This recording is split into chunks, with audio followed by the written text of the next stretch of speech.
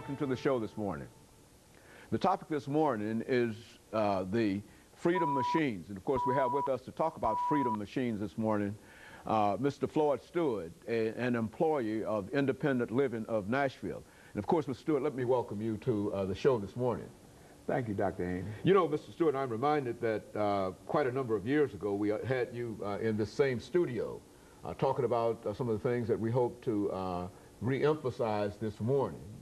But before we get into that, Mr. Stewart, let us have you to give us some information, as well as our audience, some information about your background, your education, and some of the things that were important in your experiences that eventually led you to be an employer at the Center for Independent Living and to be involved in a movie production. That's the only thing that we can call it, Freedom Machines. Talk about it from that perspective. Okay.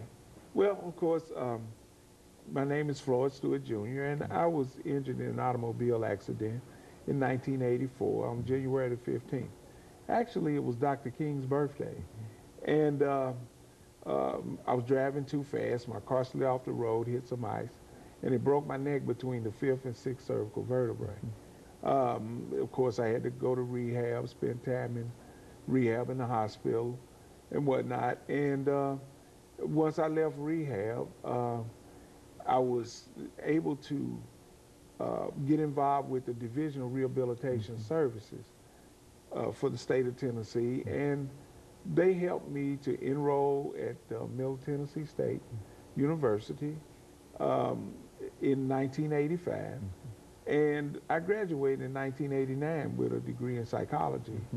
And from the very beginning, my focus was on counseling individuals with disabilities and helping them to become as independent as possible. And I spent time in a nursing home. I lived in a nursing home for about 5.5 years.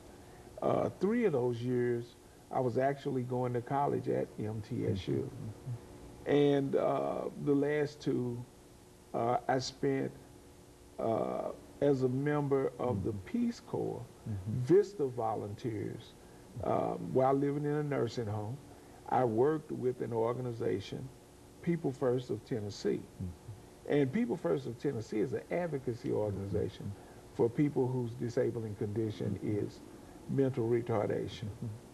And I worked with People First until 1992.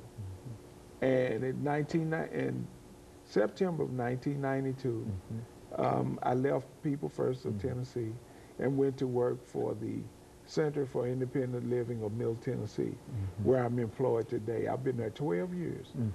And my official title is Independent Living Advocate. And it's really been enjoyable working with so many disabled Tennesseans and individuals with disabilities, basically from around the country and around the world. I've been interviewed by media from AP, UP, from people in Japan, from Australia, from United Kingdom. I've been interviewed by people from all around the world about the Americans with Disabilities Act and its impact on everyday activities of daily living. And also, I think, Stewart, you've been interviewed by Dr. James Haney, because I think we had you here many years ago. But let's see, and of course we're just about ready for our first commercial break here.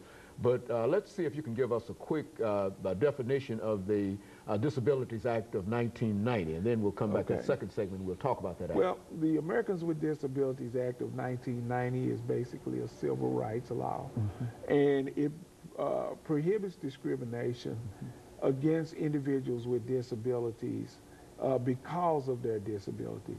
Basically, it gives a person who is disabled a equal shot at employment, education, programs, and physical access to facilities such as this beautiful facility. And so, in a real sense, it has quite a bit to do with access, building access and facility access. Is that what? That too, that's a piece of it. But it's program access, access to equal employment opportunity, access to programs and projects, access to public schools, public facilities. It's quite a profound civil rights law. As you said, it's one of the civil rights acts in a real most sense, certainly is.